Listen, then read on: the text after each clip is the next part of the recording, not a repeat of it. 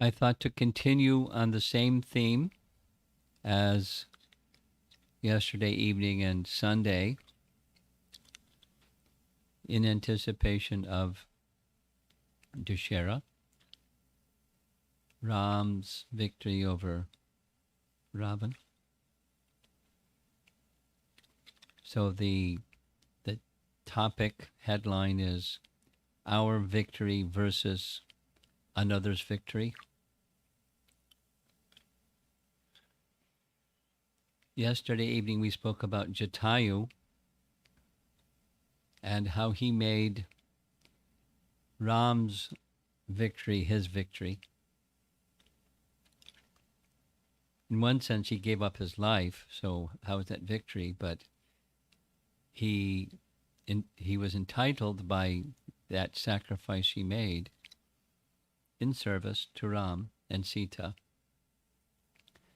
to go back to Godhead. So rather than repeat what we discussed yesterday, the principle of this topic is we all have some goals we'd like to achieve, some career goals or personal goals or something that we'd like to dedicate ourselves to. And we're very familiar with that territory, setting goals and working towards them. It's to do that with the same dedication that one may make somebody else's goal your goal. That's a little more difficult to find and to stay focused. And especially when that situation that you find yourself in is filled with adversity.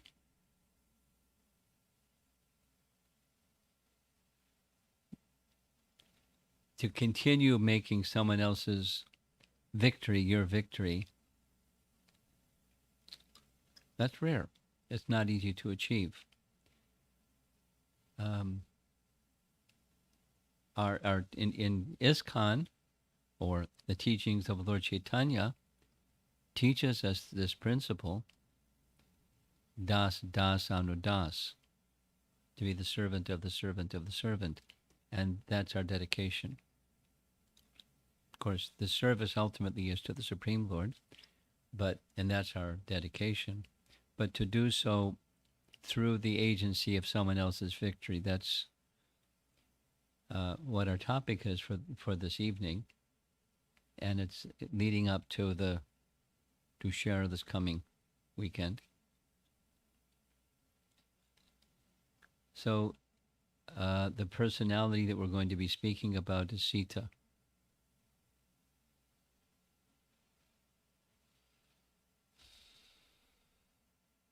And just to frame the situation, there's some.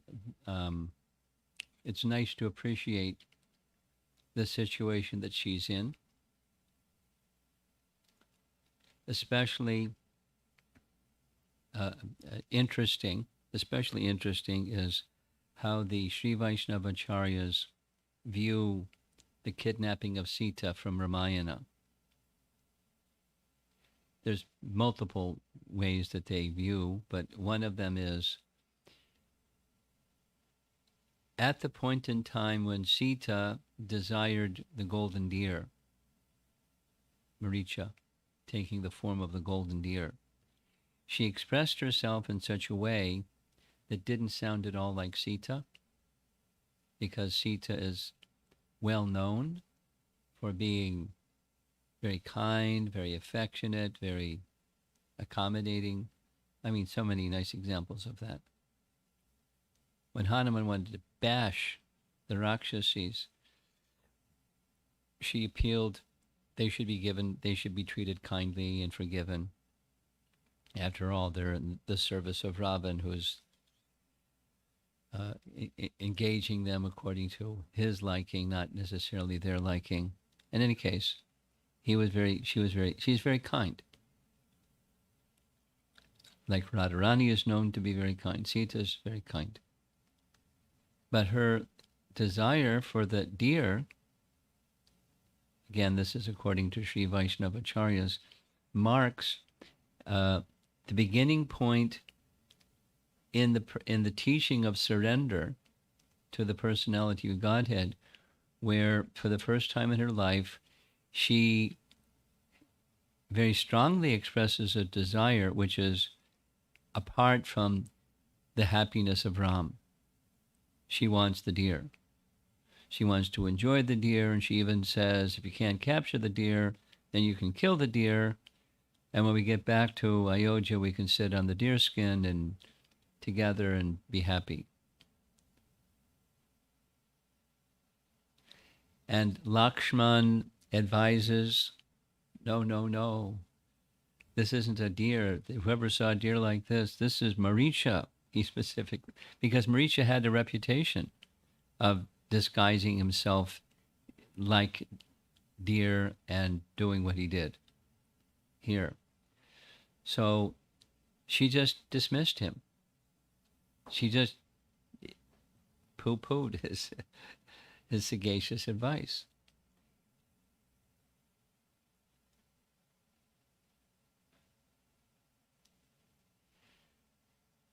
So from that point, she's in the Lila, she's performing the function of a living entity that turns away from the Supreme Lord. As a result of turning away from the Supreme Lord, getting caught by the illusory energy, and then the Supreme Lord feeling great anxiety. This is their rendering. When Ram finds Sita's gone, how he feels. It's tantamount to the Supreme Lord seeing a living entity having left his association, what he feels. There's, of course, there's many layers of what's going on, but, and then empowering Hanuman as the Acharya to find Sita and bring Sita back to him, or at least to remind the wayward jiva of their rightful position and encourage them, support them, etc., etc. So that's a very significant theme in Ramayana. But the distress, the anguish and misery that Sita is going through is extreme. And one would think, I mean, she's a princess.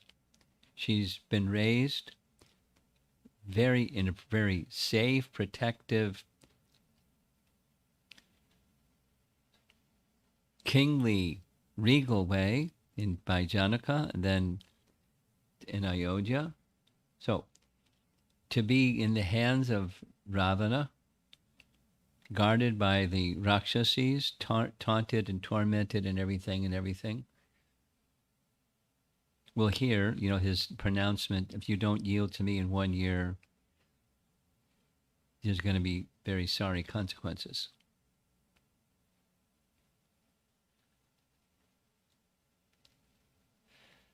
So if we were in such a situation, most likely one of the main meditations is, let me out of here. And so when Hanuman comes and volunteers to take her out of there, she declines. One of her meditations, there's several, but one of her principal meditations is Ram should come. So his glory will be known. It's pretty extreme. It's pretty extreme. Think of our situation.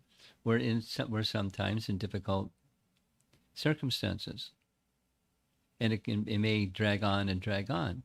And if somebody, if there's a really clear, the door is open, and the troubling circumstances are over, we're going to walk through that door.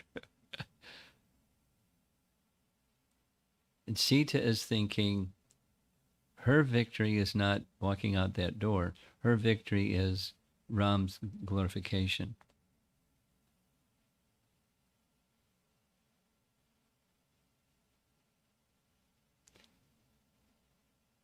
So that's our topic.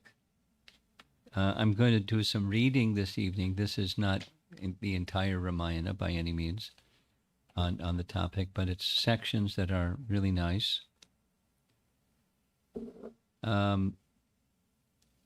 So by tricks, in the absence of Ram and Lakshman,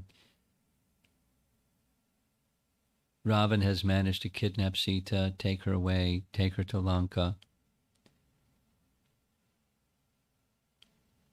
Fearful Rakshasis were appointed to watch over Sita with orders that no one should see her without his permission. Give her jewels, clothing, and all that she wants. Fulfill her every desire, just as you would mine. And be aware that those who displease Sita will cease to live.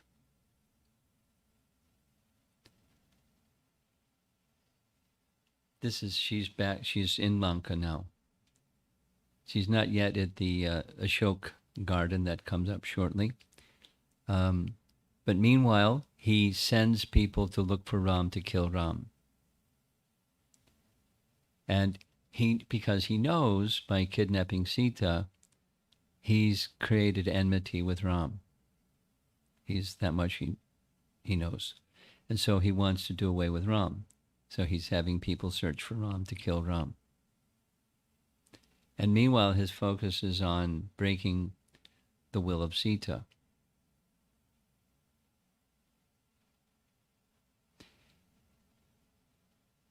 Prey to his own sinful passions, that's Prey, to his own sinful passions, the desire to possess her was driving him insane. He saw her, a figure of despair and despondency, as she sat amidst the demon guards. With her head bowed, she seemed like a doe, surrounded by snarling dogs, like a floundering boat caught in the fury of a tempest. Insensitive to her grief, Ravana took her away by force to show and impress her with his palaces, his possessions, and his wealth. He led her through the enchanting groves, dotted with wells, lakes, and lotus ponds. The master of Lanka boasted of the might of his men and their skills. 10 million attend on me in one place, and 22 million at another. I am the king of 32 million warriors who execute every wish of mine. My life and this kingdom I surrender to you. You will be the queen of all my wives. He's trying to impress her. There is none equal to me among the Devatas, Yakshas, and or Gandharvas. Of what use is Ram to you, a hapless hermit? He has neither kingdom nor home. A man and a mortal, Ram is no match for me. Be my consort. Youth is transient, Vaidehi. Do not even dream of Ram ever reaching Lanka. Even the thought is inconceivable to his feeble mind. As sovereign of Lanka, the Devatas, Rakshasas, and all creatures, big and small, shall serve you. Your bad karma had cast you into the jungles of Dandak. Now live in Lanka and enjoy the merit of your good deeds. The Vedas, too, shall consent our union. I implore you. Though it does not befit me, I, Ravana, who have never bowed to a woman, am now your slave. Accept me. And there's a whole lot more of his prideful speech. Sita's saying nothing. She's not looking at him. She looks at the ground the whole while. And one other time, there's two places in Valmiki Ramayana where Sita picks up a blade of grass and places the blade of grass between her and Ravan. And Govindaraj, one of the commentators from Sri Vaishnava Acharya line, has given 18 different explanations of the significance of Sita placing that blade of grass between her and Ravan. And it's very sweet. It's not just, it's involved, but it's very poetic. It's the gesture itself is a poetic gesture, and the explanation of the poetic gesture is very poetic. So I'm not going to do that this evening. It's off topic, but it's after she places the blade of grass, here's a creature with 10 heads, 20 arms, 20 eyes, powerful as anything. And on the one hand, she's fearless. On the other hand, she's trembling because her protector isn't there. Now she knows, and at some point, not at this initial point, she tells Ravan, with my austerities, I could instantly burn you into ashes, and you're dead. But I would not do that, because Ram should come and destroy you. So she speaks words that would infuriate anybody, what to speak of Ravan. Here's her words. Dasarath, a noble, so picture, she's surrounded by Rakshasis. She's in a foreign land. She's a captive prisoner, speaking like this. Dasarath, a noble king dedicated to Dharma and honor, established grace on earth, and he was the king of Koshala, and Ram is his son. Renowned in the three worlds as an embodiment of Dharma, Rama is my husband and my God. His swift and flaming arrows will reduce you to ashes. Born of the race of Ikshvaku, he has the might of a lion and the radiance of the sun. Lakshman is his valiant brother. You too would have perished like Kara if only you had dared to approach me in Ram's presence. The fearsome Rakshasas of whom you brag so loudly will writhe like snakes in the shadow of Garuda when Ram's arrows descend. Your death is inescapable and certain, like that of the sacrificial beast. Ram can command the skies and the ocean. By arousing his anger and enmity, and have thus put in jeopardy your strength, your wealth, and your life. Lanka will soon be widowed by your follies.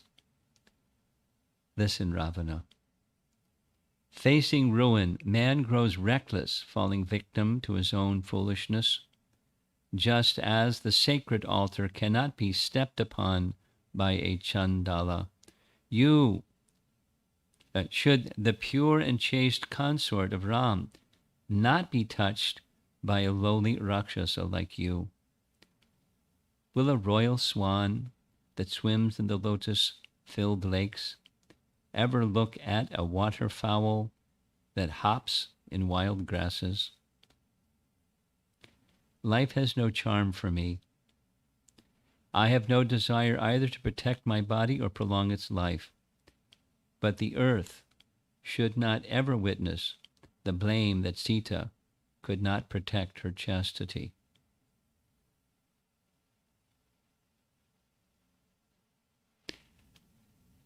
So surprisingly, Ravan listened to her saying all these things instead of doing something else. But he was very attached, and the words were strong. He then thundered, "In 12 months' time you shall change your mind and take my hand. If you still choose to remain obstinate, my cooks shall chop you into little pieces and serve you as my meal." He then ordered the Rakshasi women who stood guard over Sita, "Scare this woman out of her arrogance. Subdue her, cajole her, threaten her if need be, but see that she yields to my wishes. Take her to the Ashok Grove in secrecy and guard her."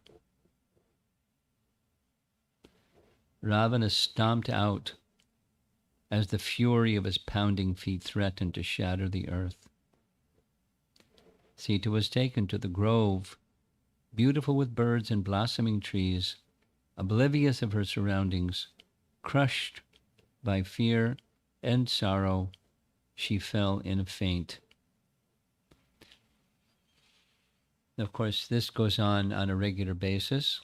He comes to the garden where she's not supposed to be known where she is, but she's guarded. We hear later that Vibhishan's wife, Sarama, is specifically requested by Ravan to make sure she doesn't take her life. He was tormenting her, but all at the same time wanted to become the enjoyer of her in his own ways. So daily or regularly he would come and make his appeal and torment her and try to break her will. And so he gave this pronouncement 1 year, 12 months. And it's kind of coinciding with when that 12 months is over. That's close to when the 14 years of exile is over, because when they went to stay in Panchavati, it was close to the close of the 13th year, 12 years plus.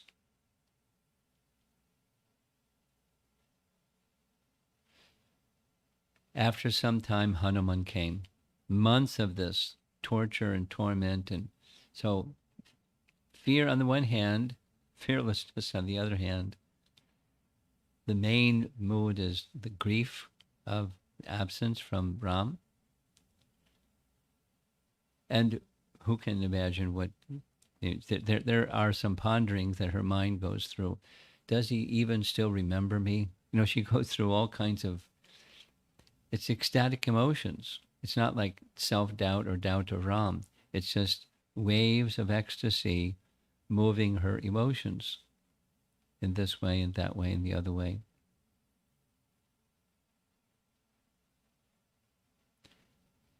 After many months, when Hanuman reached Lanka, after searching in multiple places, he came to the Ashok Grove. When he entered that grove, Hanuman's roving gaze, which never for a moment faltered in its search for Sita, suddenly stilled and refused to move. It rested on a mammoth, temple-like structure supported by 1,000 pillars and as tall as Mount Kailash. It soared toward the sky with benches of gold, steps of coral and gems of every color, lending their dazzle to every pillar, post, and dome. Its brilliance was hard to behold. Even as Hanuman stared in great wonder, there appeared in that glow a divine form. It was Sita's. It was she, the consort of Ram, for whom he had crossed the ocean, for whom Ram pined, and for whom Ravana had endangered his very life. He recognized her, for he had seen the wicked Rakshasa abduct her when he was in Kishkinda, flying over the mountain and the jewels dropped and all that. Unkept, unkempt and emaciated. Her dark hair, like a black serpent, hung down her back in a single braid. Her woebegone face was stained with tears, and her radiant beauty was veiled by sorrow, just as a fire is veiled by smoke. The harsh ground couched her slender body, and startled eyes betrayed fear as Sita appeared like a timorous deer that had strayed into the midst of a pack of hungry wolves. With a strength born of her purity and chastity, Sita sat with her head bent and heart heavy.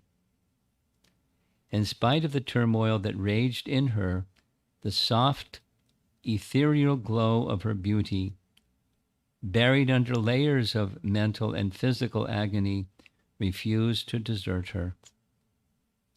Any vestige of doubt that Hanuman may have had of Sita's identity vanished when he recognized her jewels described by Ram.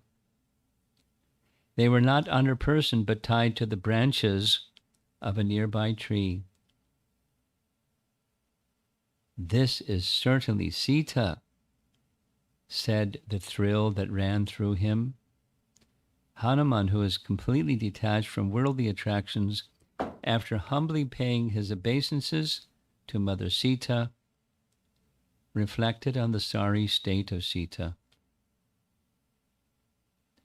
Oh, a lotus flower naturally has fragrance, delicateness, coolness, pinkish hue, beauty, and bloom. Consequently, it becomes a joy for anyone's eyes to behold. However, when such a lotus is exposed to frost or deep cold, it loses its beauty and other characteristics and gets shriveled. Similarly, Mother Sita, having been separated from Lord Ram and exposed to the wicked Ravana, has lost all her beauty and remains in a shriveled state. On account of this separation, the delicate Sita is getting tortured by a train of sorrows. King Janaka was unperturbed by sorrows. In spite of being the daughter of such a king, Mother Sita was engulfed in a sea of sorrow. This sorrow that Mother Sita is experiencing during her separation from Ram is a wealth that she acquired, not because of her getting married to the Lord. This is a wealth that she inherited from her father, King Janak, who himself is a great devotee of the Lord. Only her sublime beauty can match that of Ram's.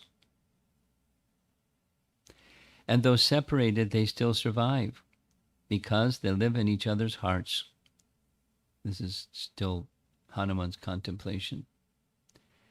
Sita lives because she is a woman and does not have the liberty to cast away her body. But Ram, who has the freedom to do so, does not succumb to that temptation.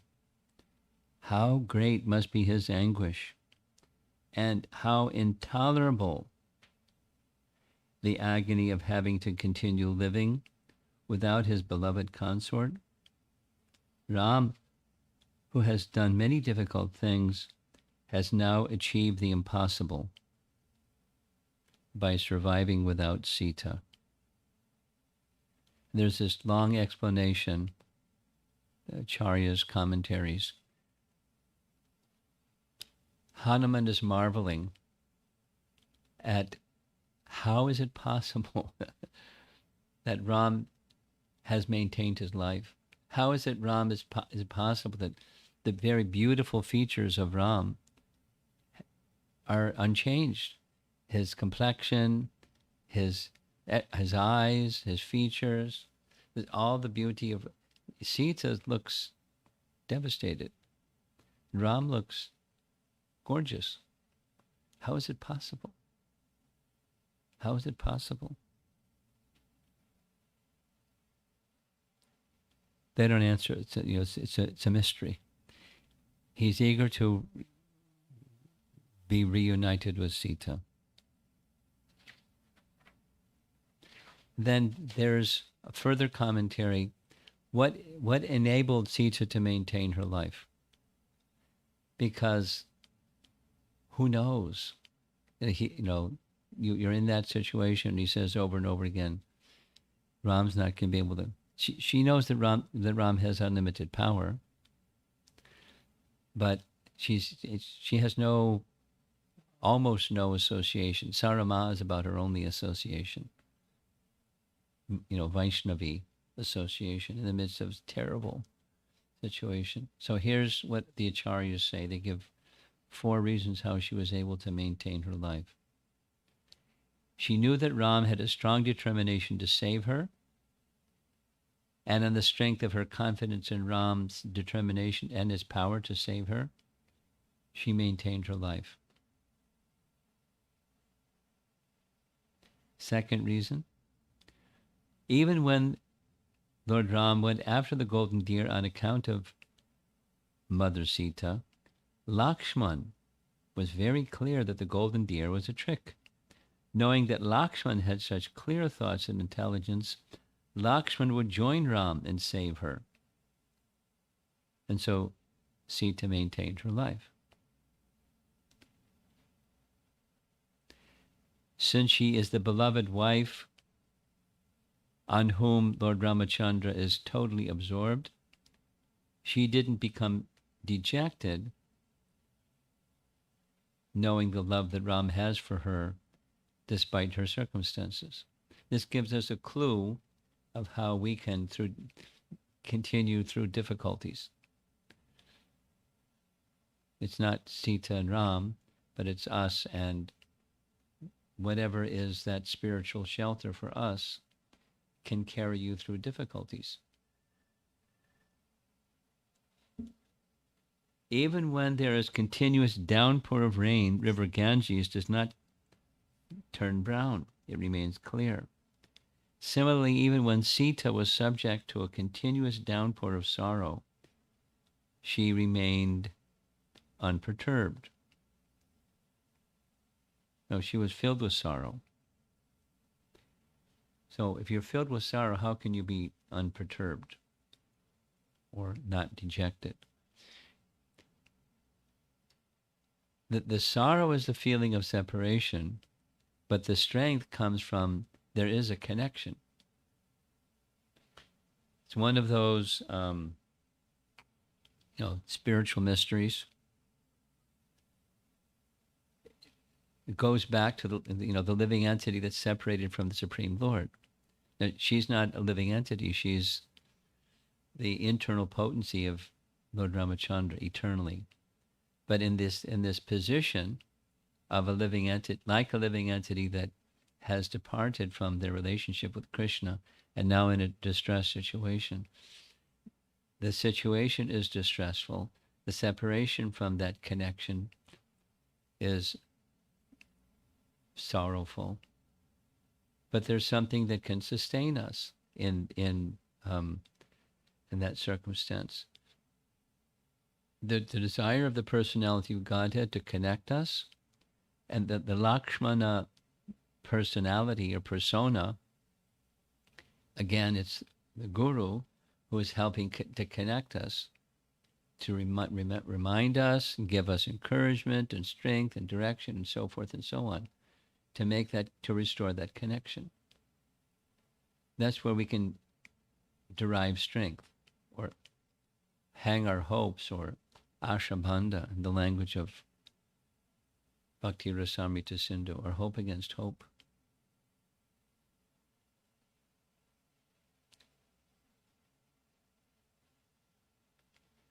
So now we're back to Hanuman hasn't approached Sita yet. He's contemplating. Ravana used every trick to influence Sita. If I come before her, she may think I'm another one of Ravana's tricks. So he's a minister. He's very intelligent. And so he decides a strategy. Sometimes when we're trying to, restore the confidence of a soul forgetful of Krishna, to remind them of Krishna. We may need some thoughtful way to approach that requirement. So he knew what to do. He's very intelligent.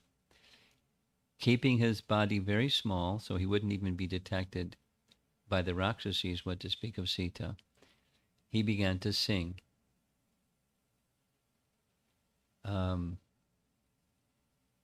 There's a really beautiful painting of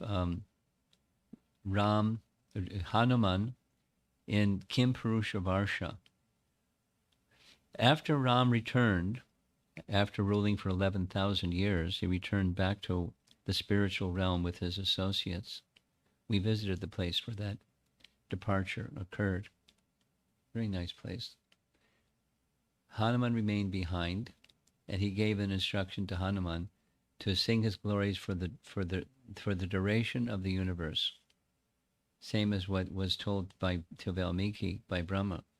This Valmiki Ramayana will last as long as the hills and the mountains and the rivers exist. So he's in Kim Purusha Varsha singing the glories of Ram. So he's doing that now with Sita. There's 95 verses of just Hanuman singing the glories of Ram. He sings about his form. He sings about his activities. He goes through the whole, Balakanda, Ayodhya-kanda, and Kishkinda-kanda. And then there comes to a section where Hanuman is speaking about himself and making his journey across the ocean and what he encountered. So Sita's hearing all this, and he's got one meditation. It certainly comes out in the verses. Find Sita. Serve Ram.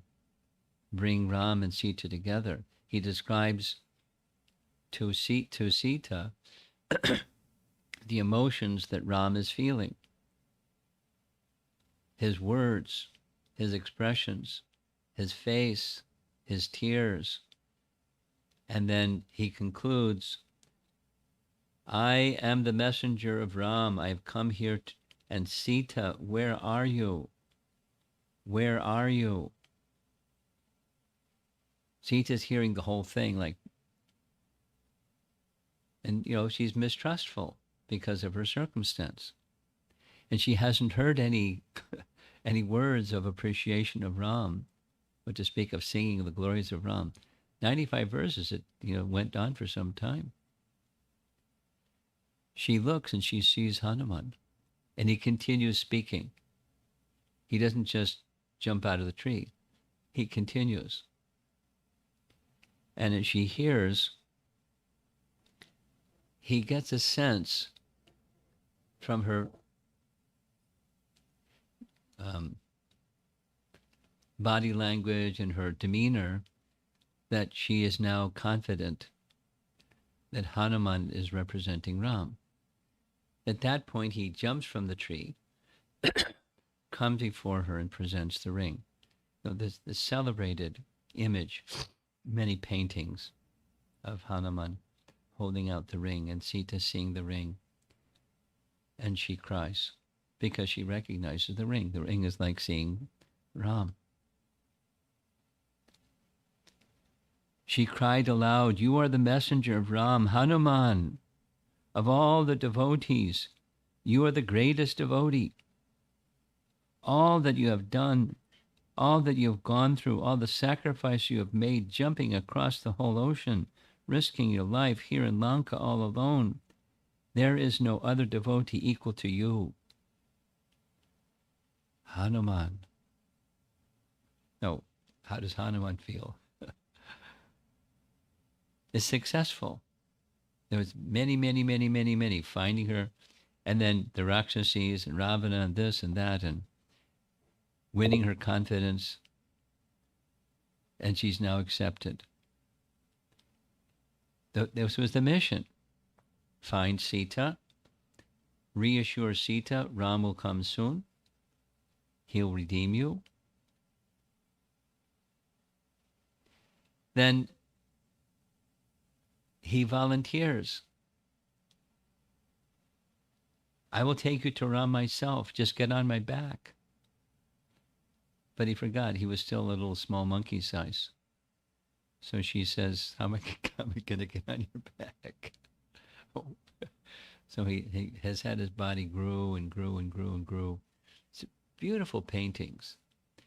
There's Hanuman in this massive monkey size, and said that the same capacity that I used to cross the ocean, I can carry you back.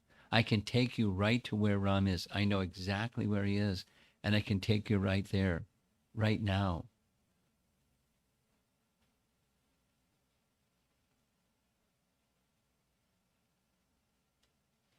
And then comes her glorious response. She's a princess. And as a princess, she understands diplomacy, and she understands practicalities that many people don't factor. She said, if I got on your back and you're traveling out of Lanka, soldiers are going to attack, and how are you going to fight the soldiers and carry me on your back at the same time? And if I get on your back, you're going to be traveling so fast, the wind will blow me off your back, and I'll fall into the ocean with many sea creatures that will devour me. There are two reasons. Very practical. A third is, I've taken a vow that I have never touched another man except Ram.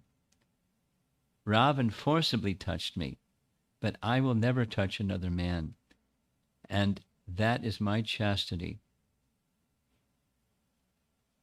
And besides that, if you take me back and rescue me, then it will minimize the glory of Lord Ramachandra. It is his vow. You have said it's his vow that he will come here and he will personally rescue me.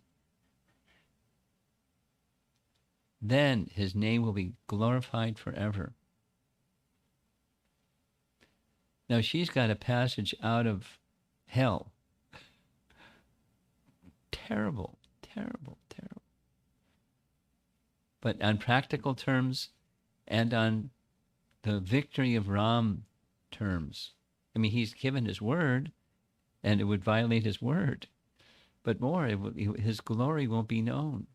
It's one of the reasons that Vishwamitra wanted Ram to leave Ayodhya and come for the marriage with Sita, and the breaking of the bow was first revealed to the world the prowess and power and glory of Ram. That's what that was our discussion on Sunday. He wanted Ram's victory, and that was his victory. So Sita wants Ram's victory, not her own.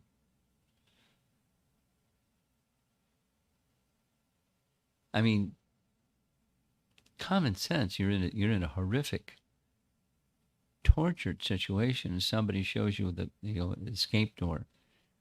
Let's go. Victory.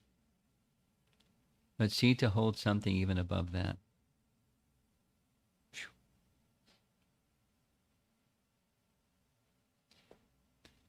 We find something similar, just a little addition, in Brihat Bhagavatamrita. Some of you are familiar with that literature. Sanatana Goswami. It's the same mood, different personalities in the drama. But Gopakumar is searching for Madan Mohan, and he comes across the Vishnu Dutas. There's some detail of how that happens. And he's informed by Ganesh who the Vishnu Dutas are, because he's in Shivaloka, and he asks, who are those people that I met?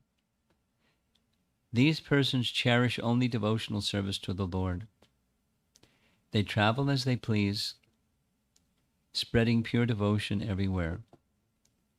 They save the Lord's devotees from all fears, even at the time of death. If those devotees have but once had even a reflection of the Lord's name on the tip of their tongue, or the Lord's name has entered the path of their ears, Even though Vaishnavas have nothing to fear from anything material, they still fear obstructions to their bhakti. The Vaikuntavasis always endeavor to help the Vaishnavas somewhere, everywhere, to overcome impediments to devotional progress. They protect anyone who has at least once chanted or heard the holy name of Lord Vishnu, or even a shadow of his name, uttered neglectfully or in jest, contempt or pain. But that's just like some added appreciation too. We have, there is place of protection for us. I mean, material life is really busy with trying to be enjoyers, and everyone that goes down that path of material enjoyment certainly runs into obstacles for material enjoyment, and what looked like enjoyment turns out to be something else. It's fraught with obstacles. It's exactly what Krishna says in Bhagavad Gita.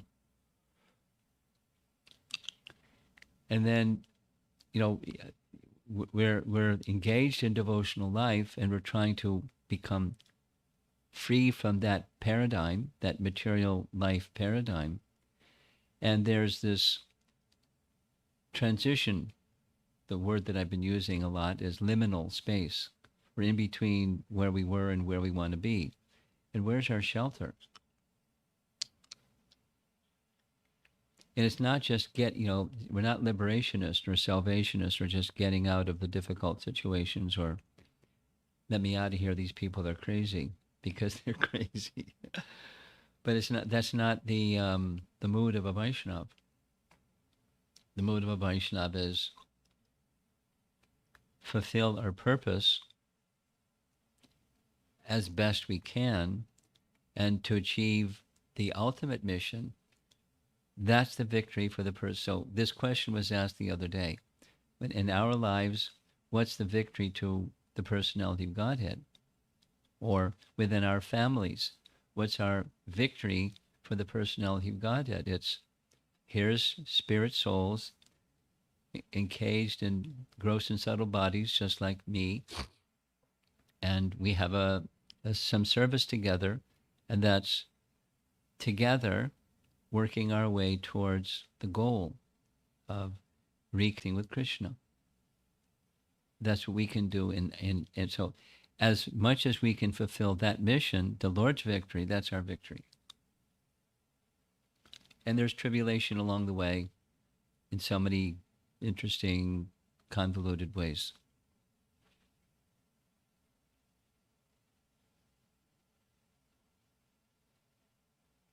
I just got a letter today from a girl that's in med school. I've known her and her family for many years. She finished her undergraduate. She's now in med school. And she's a really good student, really good devotee.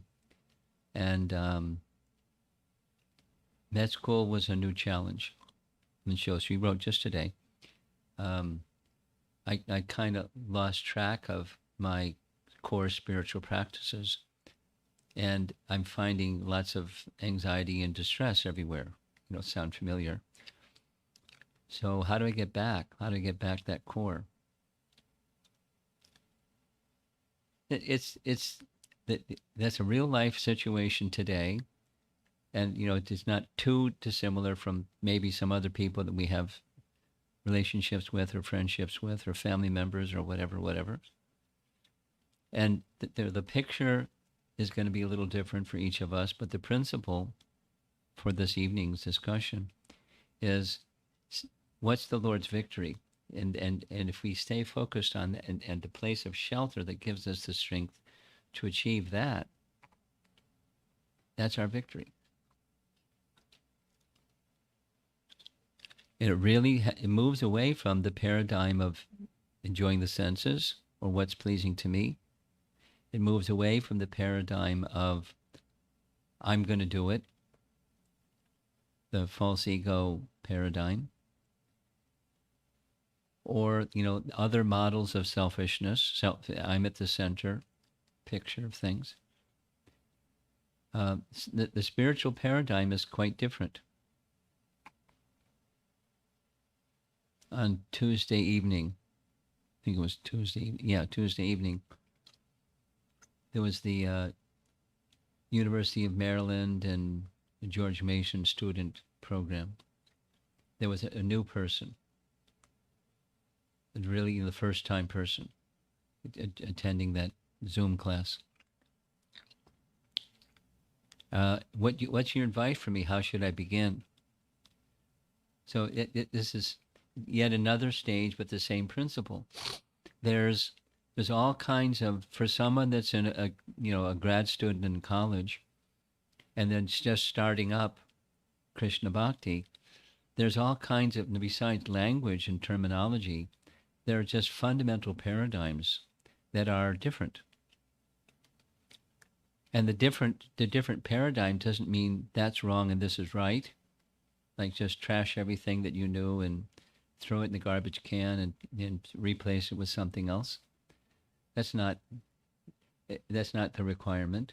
But the spiritual perspective or spiritual conception of life and life's meaning and purpose, it's a major overhaul.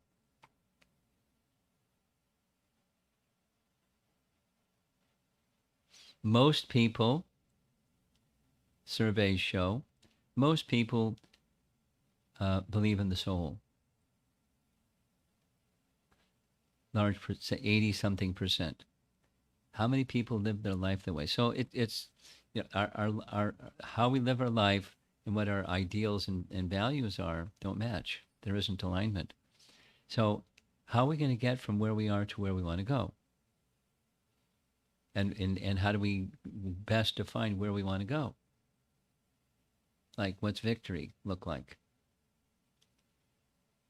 So the spiritual paradigm is the personality of Godhead's interest. That's victory. And when we strive and make alignment with our activities and efforts with that, then that's where spiritual progress gets energized. And it's not easy to do that. That was I didn't use all that expression to this new person, but I was thinking that to realign the material and spiritual paradigms, it's an interesting journey.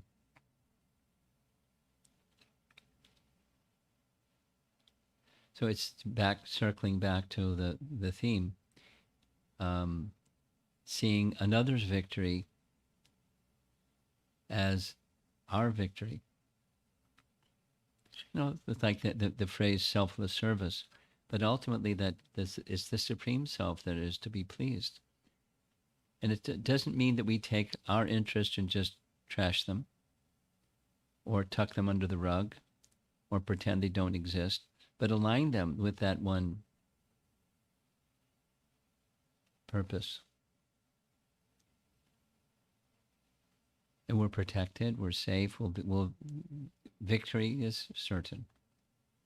As Krishna says in Bhagavad Gita, one who strives by right means, success is guaranteed. And then what's that right means?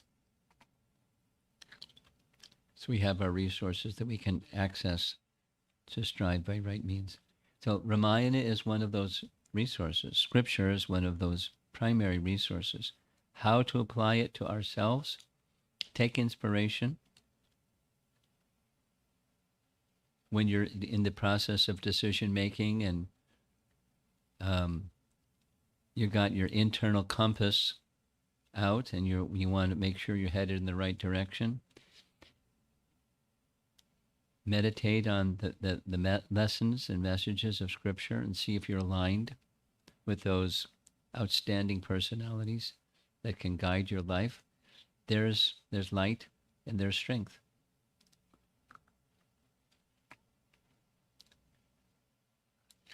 Okay, so let's see if there's some discussion or comments. Well done with the social distancing program here, whoever arrange the seating arrangements. Well done.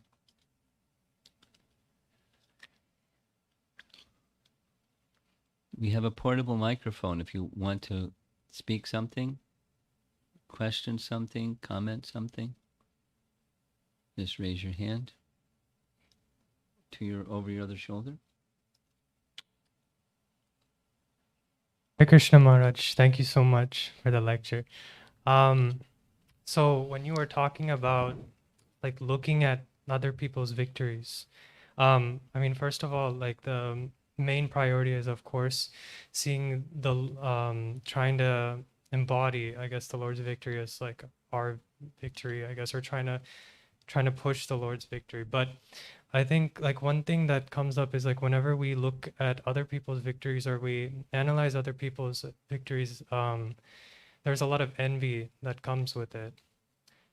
And I think like I'm just trying to understand like, you know, how should we balance feeling that envy when looking at other people's victory versus trying to embody that mood of seeing the good in people? Others, if this, the answer to that question is made really simple with the spiritual conception of life. The spiritual conception of life is Krishna is to be pleased. So here's a situation where Krishna is pleased. The spiritual conception is envy is gone because Krishna is pleased. Let me take inspiration from how this person, this Prabhu or that Mataji or somebody has been successful. They've had a victory in acting as a representative of Krishna. How wonderful. How can I add to that? Not compete. Not compete. So it's dissolved by putting Krishna's interest first. And the other is a struggle, frankly. Because the material energy works by modes, and envy is spurned by this competitive spirit. If they're successful, then it's win-lose. If they win, then I lose. But if they win, Krishna wins. If Krishna wins, then we all win. It's just a spiritual conception. It's like, to this the first attendee student Tuesday evening. There's different paradigms. So it doesn't, by theoretically accepting, yes, I theoretically accept, it doesn't take away the tendency for material competition and envy. So how do you deal with that tendency? Well, you don't just suppress it, like tuck it under the rug and it doesn't exist. But you strive to go to the position of being the servant of that person. Well, that's a pill. Honor that person instead of envy that person. Appreciate. Krishna's been very kind to this person. Not, oh, gee, Krishna's kind to this person. I guess Krishna, his warehouse is empty now. He doesn't have very much mercy left in his warehouse. Let me associate with this person and take. Anyway, so that's the spiritual paradigm. And otherwise, it's a struggle. We'll stay struggling. Duratya.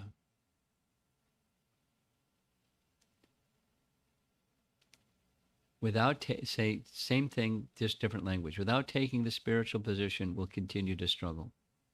By taking the spiritual position or spiritual conception of life, struggle subsides and is over. There's a choice. Struggle or go beyond the struggle. Sounds pretty easy. Then there's the force of our material conditioning holding on us. Well, I want that. Envy. I want that ability or recognition, or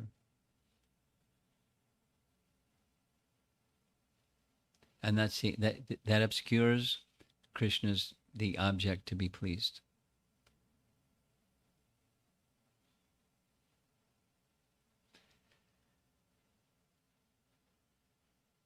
Thank you for that nice question. Anything else?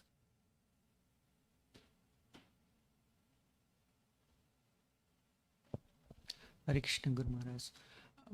So my question is, when a distress comes in, uh, like some of the portion of my some portion of my devotion goes away, and the distress takes a precedence, and but still with the association and all, I still continue, but there is some intermediary place where I am going to be okay, but it like my mind tells us, okay, you can still pause the things for some more time. So how can I get rid of that? Well, unsteady bhakti is par for the course. That's a American sports expression, par for the course. It's a standard. Unsteadiness is there's a sine curve, and it goes up and it goes down, it goes up and it goes down. So your question is, when it goes down, how to have it not go down so far or stay down so long and go back up again. That happens as one becomes steady. The amplitude of the sine curve diminishes, and it's the axis on which it moves starts to go up. So it's that the price or the means is carefully executed sadhana, even the ups and the downs, steadily executed with faith and good association.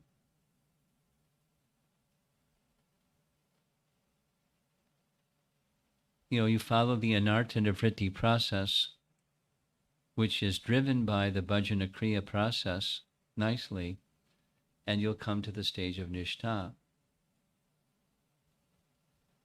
And that anartha vritti stage, if you want to learn more about the anartha vritti stage and what the things to do and not to do,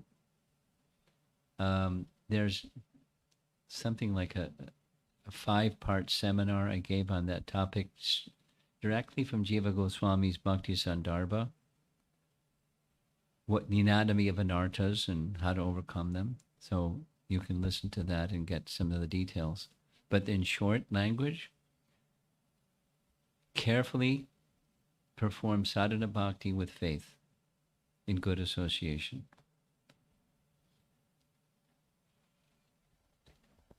So when you're in the down space, faith is still there. The execution is not.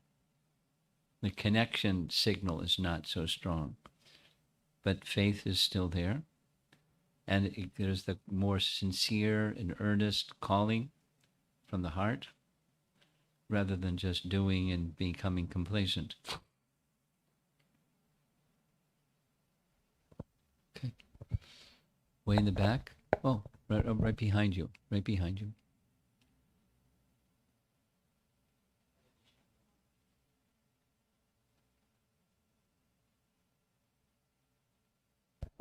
Hare Krishna Guru Maharaj.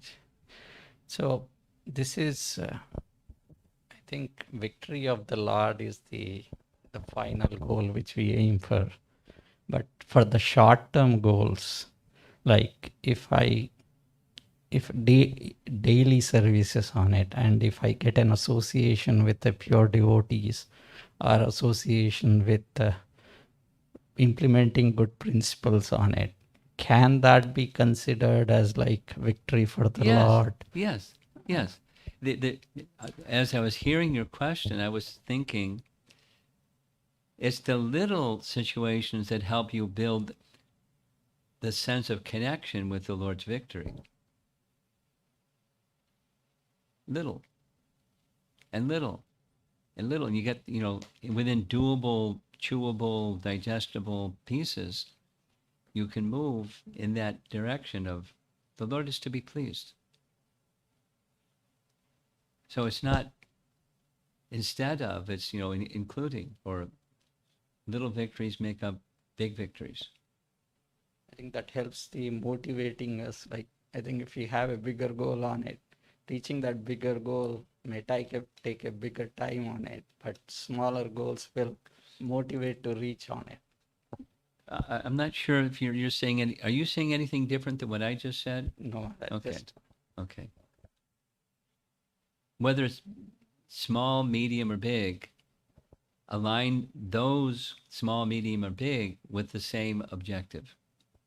And if you start with small ones, it's more measurable. You have a little success and you celebrate whatever that smaller, shorter term thing was. Okay. thank you, Maharaj.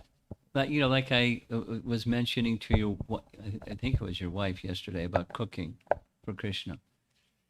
So that's that's a small thing, but it's a big thing. To actually think, I'm going to the kitchen this morning to cook for Krishna. My family is there, but I'm cooking for Krishna. And my family will get greater spiritual benefit if I'm cooking in Krishna consciousness or for Krishna. And then that leads to other things and other things and other things. The principle leads to just a pervasiveness of doing things for Krishna, in Krishna consciousness. Your mother had her hand up.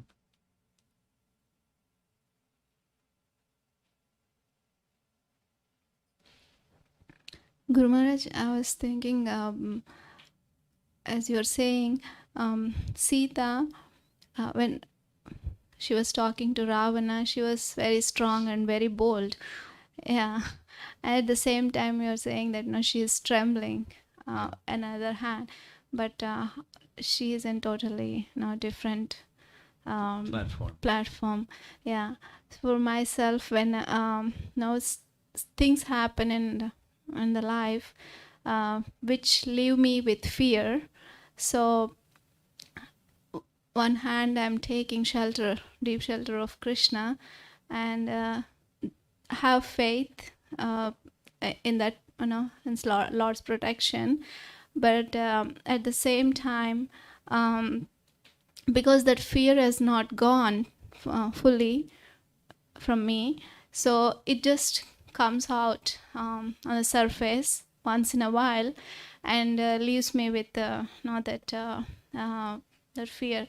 And I don't want that to become as a meditation for me. What's going to happen and what's going to happen.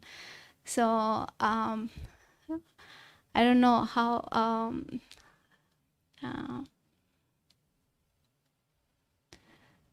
to address this, because I don't want that to become a meditation for me. This topic was our topic for the college students the previous Tuesday. But it was an hour-long thing. Here it is in 3 minutes.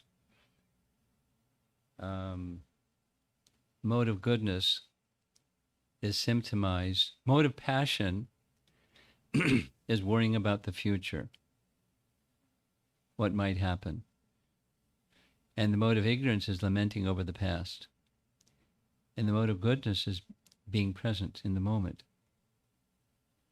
So put your hand in your bead bag and you start to chant, and you'll see which mode you're in at that moment. And so you practice just being with Krishna. And if you're practiced being with Krishna, when the future moment comes, you're with Krishna, because you're practiced being with Krishna. And Krishna will give you the intelligence. What if this? What if that? So anxiety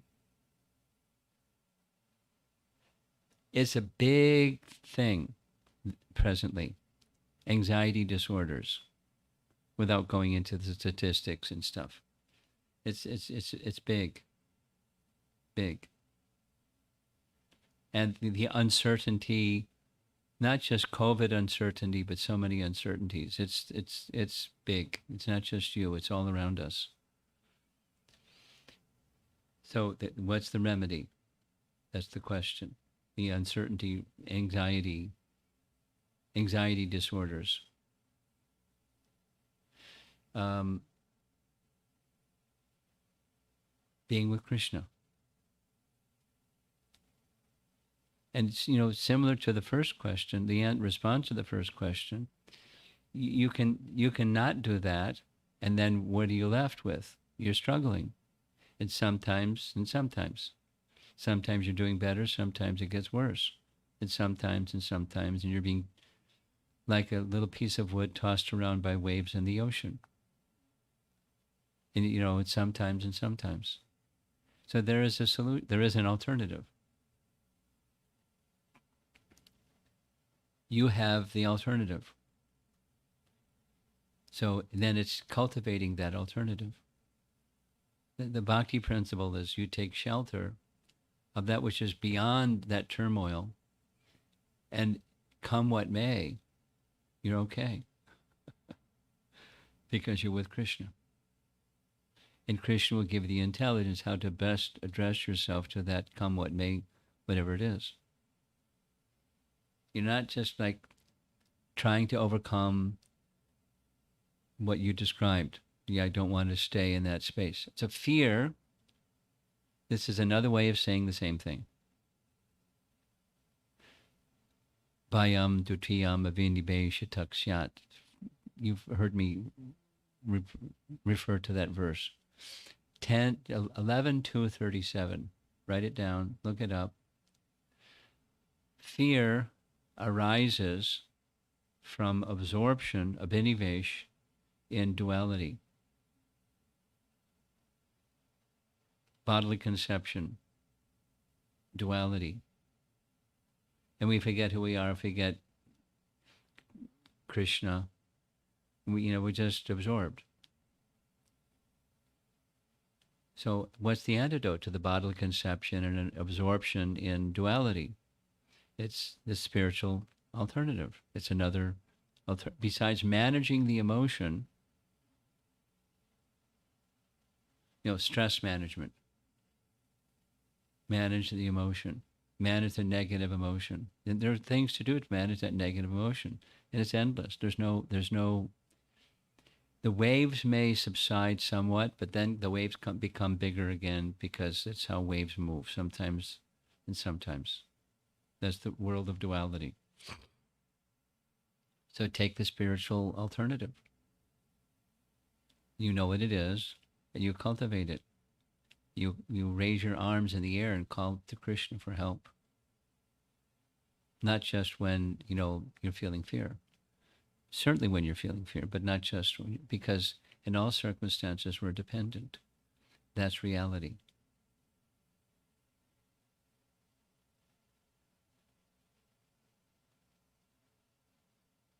And that's the spiritual conception. We take shelter with our arms raised.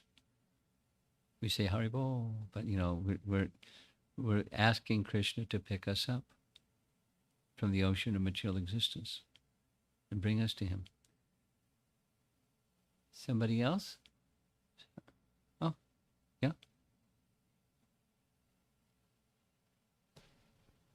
Hare Krishna Guru Maharaj. When you told about like Hanuman, when Hanuman wants to take Sita out, she knows her higher principle, that she knows that she wanted Lord's victory, that she did not go.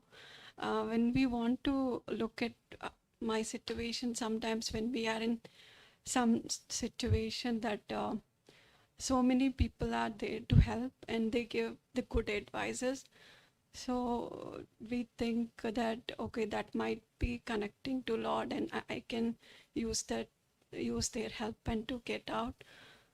So how do we sometimes like know, okay, they are closer people and they seem to be good and they are they wish for what's good for us. So how do I know that okay, which one is the right one? Because when we are in that situation, we don't know all the possibilities or probability. I think I got your question. It's a really good application question. Thank you. First of all, Hanuman's a pure devotee. He's not like trying to be a good devotee. He's a pure devotee. And his expression of volunteering to take Sita out of that terrible situation was his devotion. As soon as he heard Sita's advice, all 4 points, immediately he accepted. Now, that's just a comment on the Hanuman situation, but now back to your question. Well, we're imperfect beings. You and I and all of us were imperfect beings. And there are persons that are wise. And how do we know that the wisdom that another imperfect being like me is giving the right advice? That's the path out of, the path forward.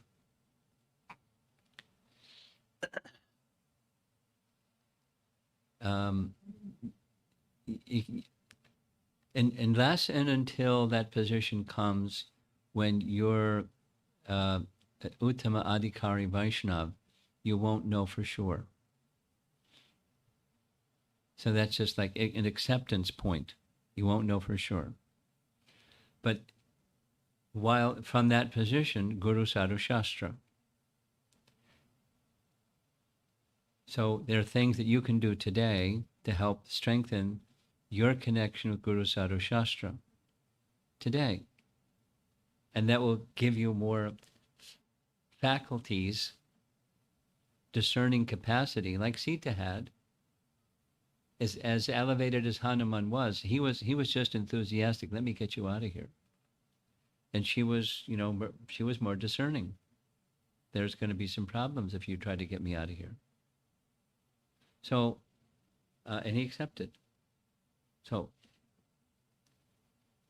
Guru Sadhu Shastra strengthening from your side. Second is somebody who knows you well, and my language is a village elder. Somebody who you can go to that knows you, they're wise, they're not a controlling type person, they're confidential. And it's not that when you go to that person, that's it, they said, so that's I've got blinders on, I'm not looking. But you're seeking some further wisdom in understanding, should I turn left or right, or pause, or whatever. So there's resource, strength beyond your strength is the language that I was using Tuesday evening. Krishna will, if you're looking to Krishna through these other resources, Guru, Sadhu, Shastra, and good advisors, or an advisor, or more than one advisor, then you're likely to get a better understanding of what is really the best thing for you to do. And it may be there are multiple things that are good for you to do. And it's not like if this one's right, then the others are not right. If this one's good, then the other ones are not good. There can be multiple things. And we don't always know. And that's part of life. That's the acceptance message. But the main thing, that the alignment of my compass is, I want to reach Krishna. So I get out my compass and I'm factoring in decisions and how much it's going to get me closer to Krishna, whatever the advice is. And I search in Guru Sadhu Shastra and make that connection as best I can. Always orienting towards Anukulyena Krishna Anushilanam. Krishna is to be pleased. Accepting those things. If it's the course correction is needed, Krishna, I'm ready to be course corrected.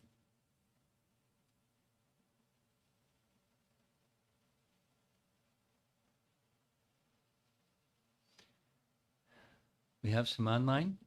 Yeah?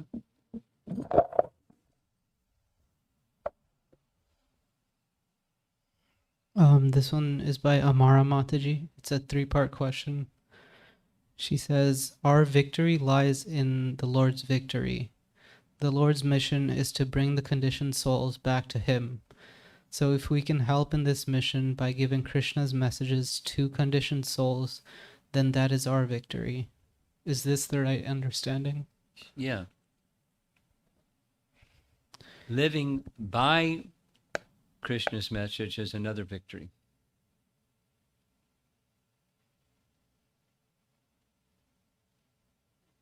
Called preaching too? Okay. And then the 3rd part, what can be some simple ways of doing this if one is unable to distribute books or do some active preaching? Oh, there's a million different options, and consult your mentor. She'll help you understand what's best for you. And, following up the same message that we spoke about last, don't do 500 things, do a few things. She'll know what that means.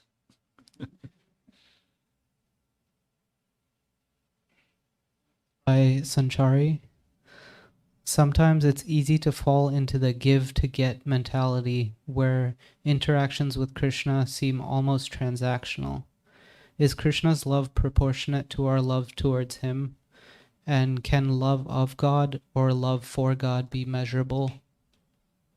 Well, yes and yes. But the measurable, what's inside comes out. So if there's love for someone, it comes out. And it comes out in the form of, just like there's 3 places in Bhagavad Gita where how does one understand the nature of a self-realized soul? So there's symptoms. And those symptoms generally are measurable.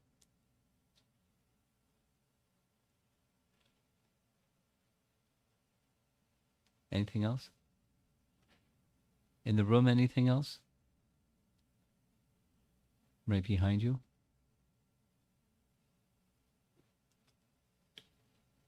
Maharaj, yesterday you talked about Jatayu, right? Atma Nivedana on it. Can Atma Nivedana be done without giving the body? Without giving up your life? Yes. Sure. The example that we're used to hearing from Nectar Devotion or Bhakti Rasamrita Sindhu is Bali Maharaj. He didn't give up his body. He body, mind, and words. He's the gold medalist for Atma Nivedana. Now, he was put in a difficult situation. It doesn't mean you have to be put in a difficult situation to dedicate your body. Let's take Srila Prabhupada.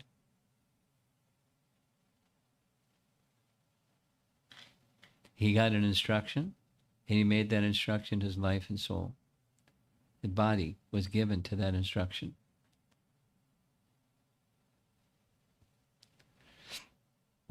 Thank you. Okay.